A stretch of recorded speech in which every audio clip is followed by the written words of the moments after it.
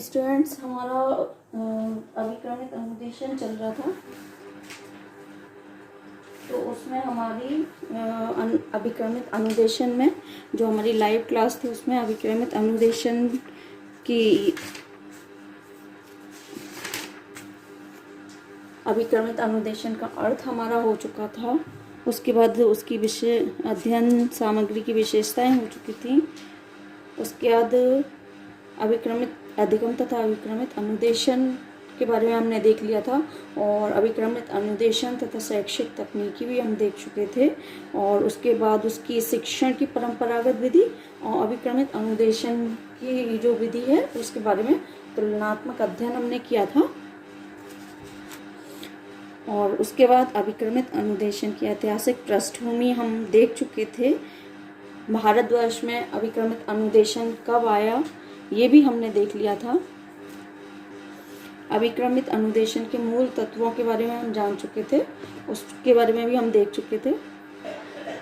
और इसी के अंतर्गत हमने जो पुनर्वलन देखा था, जो अभिक्रमित अनुदेशन के मूल तत्व, तो उसमें मूल तत्व हमने देखे थे। तो हमारे मूल तत्व चल रहे थे, अभिक्रमित अनुदेशन के मूल तत्व चल रहे थे। तो इसके अंतर्गत हमने उद्दीपन, पहला हमारा था उद्दीपन तथा अनुक्रिया। ये देखिए, आप लोग चाहें तो स्क्रीनशॉट ले सकते हैं। और काफ़ी टाइम बाद मैं वीडियो अपलोड कर रही हूँ क्योंकि लाइव का टाइम भी वही होता है और फिर वीडियो के लिए टाइम नहीं बचता है। तो आज मैं सोच रही हूँ कि आज लाइव ना करके और वीडियो अपलोड करते हैं। दोनों ही बातें हैं।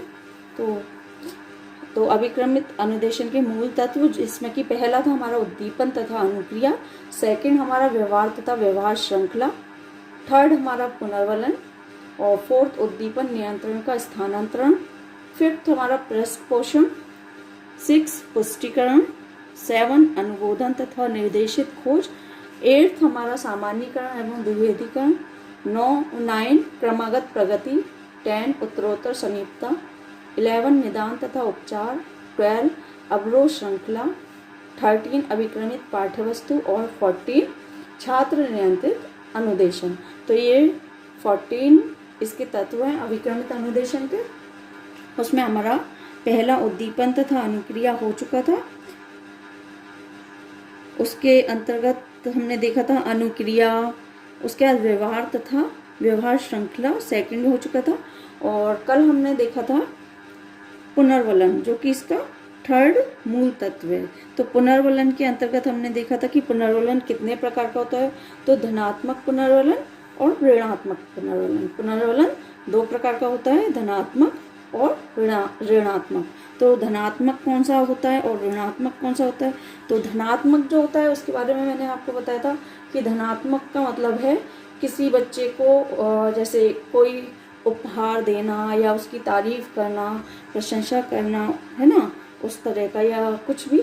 और ऋणात्मक का मतलब होता है उसे डांटना या उसकी निंदा करना, उस तरह का ऋणात्मक पुनर्वलन होता है। लेकिन ज़्यादातर जो हम यूज़ करते हैं तो वो धनात्मक पुनर्वलन का यूज़ करते हैं छोटी क्लासों में, और वो ही ज़्यादा प्रभावशाली होता है। तो आज हम देखेंगे पुनर्वलन के रूप। चलिए देख लेते हैं जल्दी से। पुनर्वलन के रूप। पुनर्वलन प्रक्रिया के अनेक रूप होते हैं। देखते हैं कौन कौन से। देखिए, पुनर्वलन के रूप दिए हुए हैं। कौन कौन से रूप होते हैं इनके, ये इसमें दिया हुआ है पुनर्वलन के रूप। तो इसके दो पार्ट हैं। पहला है अविच्छिन्न पुनर्वलन, दूसरा है सविराम पुनर्वलन। तो सविराम के अंतर्गत भी दो पार्ट कर दिए गए हैं, अनुपात रूप पुनर्वलन और दूसरा अंतराल रूप पुनर्वलन। और अनुपात रूप पुनर्वलन के अंतर्गत भी दो भाग किए हुए हैं, निश्चित अनुपात रूप पुनर्वलन और दूसरा अनिश्चित अनुपात रूप पुनर्वलन। और ये इसके अंतराल रूप पुनर्वलन के अंतर्गत दो पार्ट किए हुए हैं, निश्चित अंतराल रूप पुनर्वलन और दूसरा अनिश्चित अंतराल रूप पुनर्वलन। तो ये आप देख लीजिए शॉर्ट में। उसके बाद इसके अंतर्गत हम देखेंगे कि इनके अंतर्गत क्या दिया हुआ है। तो ये आप चाहें तो स्क्रीनशॉट ले लीजिए। चलिए अब इनके अंतर्गत देखते हैं कि ये होते क्या हैं। अविच्छिन्न पुनर्वलन दिखाई दे रहा होगा। अविच्छिन्न पुनर्वलन में छात्र अनुक्रिया करते रहते हैं तथा प्रत्येक अनुक्रिया के पश्चात पुनर्वलन देने की व्यवस्था होती है। दूसरे शब्दों में इससे अनुक्रिया के बाद पुनर्वलन दिया जाता है, जिससे व्यवहार और सुदृढ़ हो जाता है। रेखीय अभिक्रमित अनुदेशन में प्रत्येक पद के बाद इस प्रकार का ही पुनर्वलन दिया जाता है। देखिए ये जो दिया हुआ है ये किस तरह का पुनर्वलन होता है, तो ये अनुक्रिया के पश्चात पुनर्वलन देने की व्यवस्था होती है। कोई अनुक्रिया जब छात्र करता है तो उसके बाद पुनर्वलन दिया जाता है। दूसरे शब्दों में अनुक्रिया के बाद पुनर्वलन दिया जाता है, जिससे व्यवहार और ज्यादा सुदृढ़ हो सके। रेखीय अभिक्रमित अनुदेशन जो होता है उसमें प्रत्येक पद के बाद, रेखीय अभिक्रमित अनुदेशन जो एक लाइन से चलता है, क्रमबद्ध तरीके से चलता है, तो उसमें प्रत्येक पद के बाद इस प्रकार का पुनर्वलन दिया जाता है। प्रत्येक अनुक्रिया के बाद पुनर्वलन दिया जाता है। उसके बाद है सेकंड सविराम पुनर्वलन। इसमें छात्र की प्रत्येक अनुक्रिया पर पुनर्वलन नहीं दिया जाता। दूसरे शब्दों में कभी पुनर्वलन दिया जाता है और कभी नहीं दिया जाता। सविराम पुनर्वलन को हिंदी में अंतरिया पुनर्वलन भी कहा जाता है। इस पुनर्वलन के दो प्रमुख रूप होते हैं। जो सविराम पुनर्वलन होता है वो जरूरी नहीं है कि हर बार दिया जाए, कभी दिया जाता है और कभी नहीं। और उसके दो रूप बताए हैं, जो अनुपात रूप है और दूसरा अंतराल रूप है। तो अनुपात रूप क्या होता है वो देख लेते हैं। सविराम पुनर्वलन के अनुपात रूप में छात्र की अनुक्रियाओं को अधिक महत्व दिया जाता है और पुनर्वलन एक सुनिश्चित अनुपात में प्रदान किया जाता है, जैसे 5:1। इसका तात्पर्य है कि प्रत्येक 5 अनुक्रियाओं के बाद छठी अनुक्रिया पर पुनर्वलन दिया जाएगा। इस प्रकार के पुनर्वलन के फलस्वरूप छात्रों की अनुक्रिया करने की गति में तीव्रता आ जाती है। जो अनुपात रूप पुनर्वलन है तो ये क्या होता है, जैसे कि मैंने बताया सविराम पुनर्वलन के दो रूप हैं, अनुपात और अंतराल।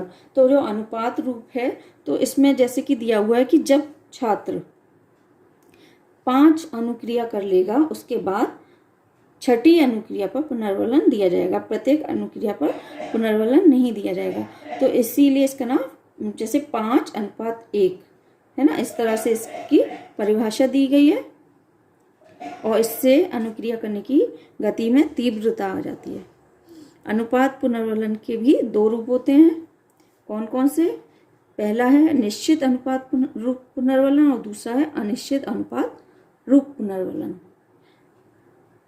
निश्चित अनुपात रूप पुनर्वलन क्या होता है इसके बारे में देख लेते हैं।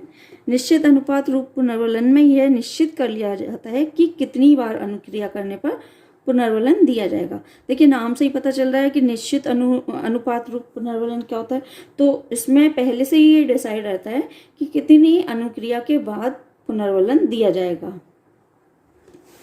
आगे देख लेते हैं।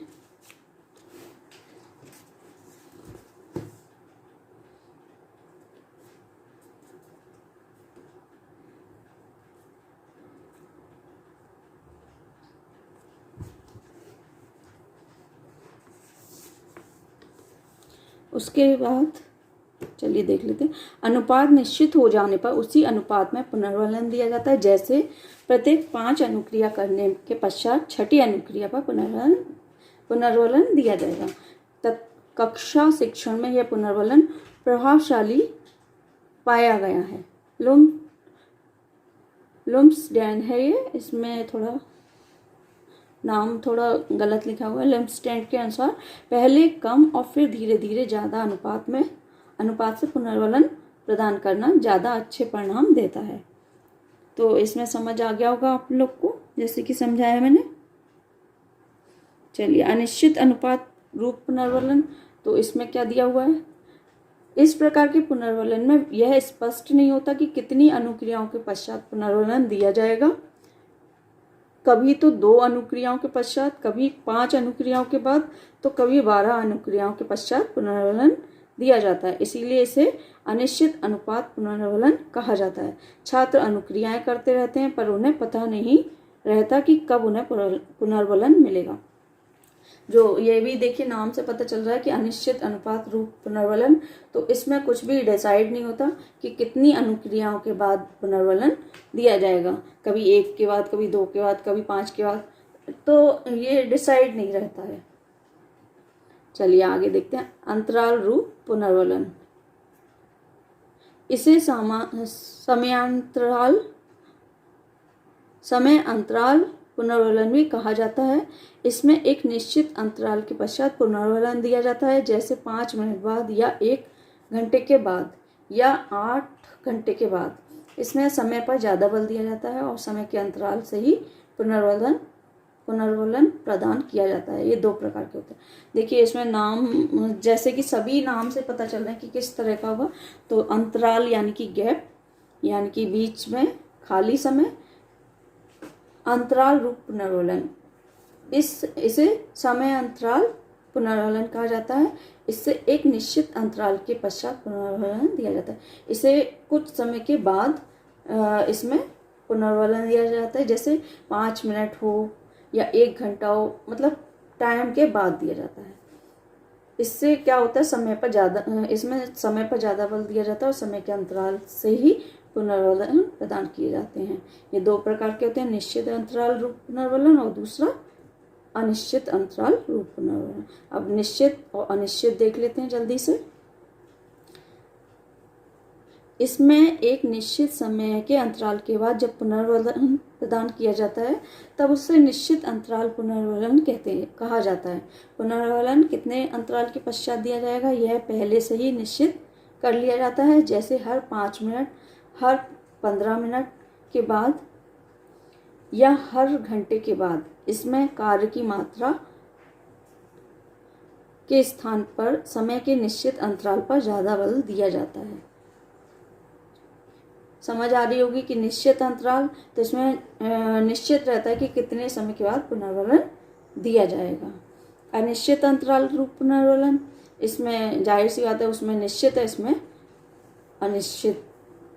इसमें समय का अंतराल निश्चित नहीं होता, वरन अंतराल परिवर्तनशील होता है।